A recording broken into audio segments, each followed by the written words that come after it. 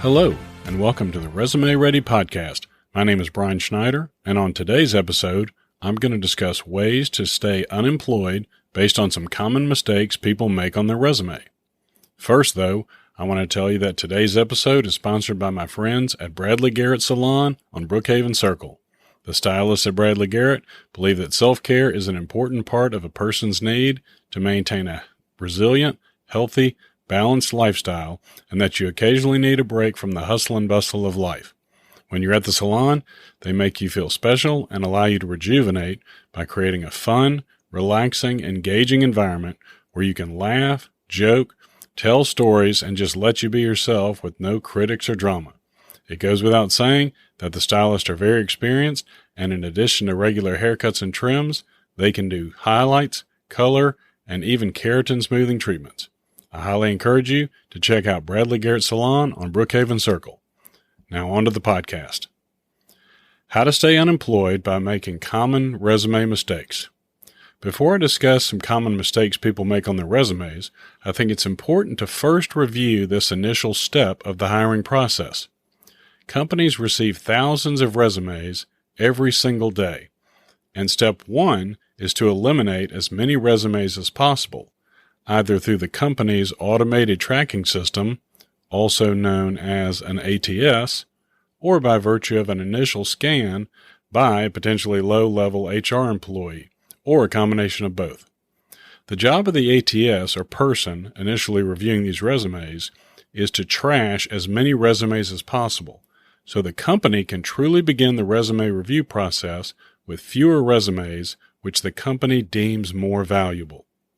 Some companies receive over 100 resumes for a single vacancy, and the average number of candidates interviewed per vacancy is 5. By knowing that a company has to eliminate 90+% of the resumes it receives, you can begin to better understand the importance of avoiding every mistake possible. Now let's discuss several common mistakes. Mistake number 1. Download and use a template to develop your resume. Unless you know what goes in each section and why it's important, a template could lead to one of several key functional mistakes which will likely cause your resume to be tossed out. Mistake number 2. Regardless of the industry, include a picture of yourself taken with friends or family or even pets. Not a good idea. Resumes are just not built around a photo. The document is about conveying the value you can bring to the employer, and that should be the focus. Unless you're applying for a modeling position, or it's specifically requested in the job description, it's best to save your photo for social media. Mistake number 3. Don't give your resume a title. By leaving a title off of your resume, you're actually expecting the reader to try and interpret in 6 to 8 seconds whether or not you're applying for the posted position. Don't rely on the reader to have to focus, but rather help him or her by using the same title as the position you're pursuing. Mistake number 4. You should leave out the durations for past individual jobs. Bad idea. Particularly for a chronological resume, where you list your job experience in reverse chronological order, durations help the reader follow along with how you've progressed and developed in your career, helping him or her better understand the value you could bring to the vacancy. Mistake number 5. Copy and paste the job description for your current job from your employer's website directly under the professional experience section on your resume.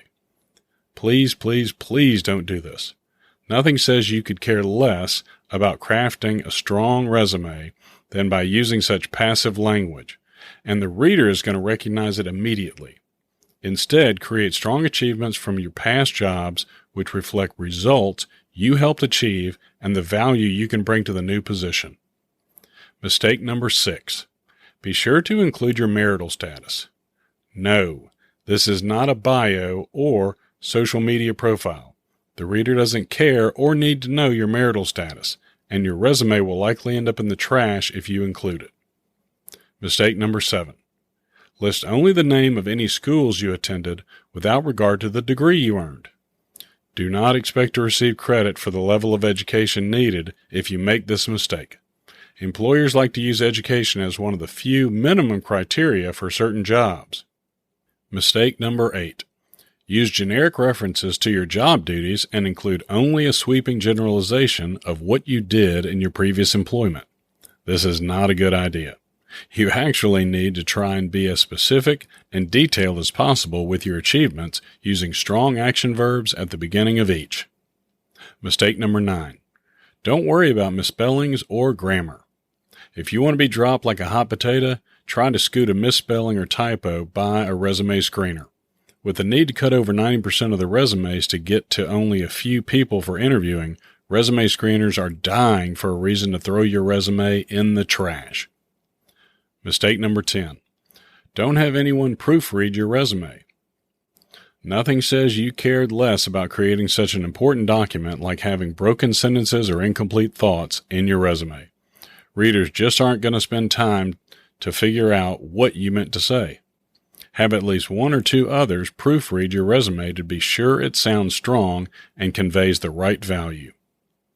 Several other common mistakes include using cursive or script style font, using small font such as 7 or 8 point size.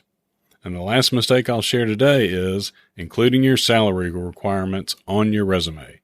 Please, please, please don't do this. Why it matters.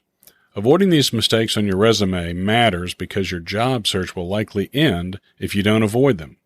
By taking the time to craft a focused, results-oriented, mistake-free resume, you'll give yourself a competitive advantage so you can win the interview.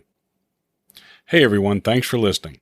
For more information on the topics covered in today's episode and many others, check out the articles on my LinkedIn profile, a link to which can be found in the show notes. If you feel today's episode was helpful, please consider sharing it with a friend and subscribing to the show.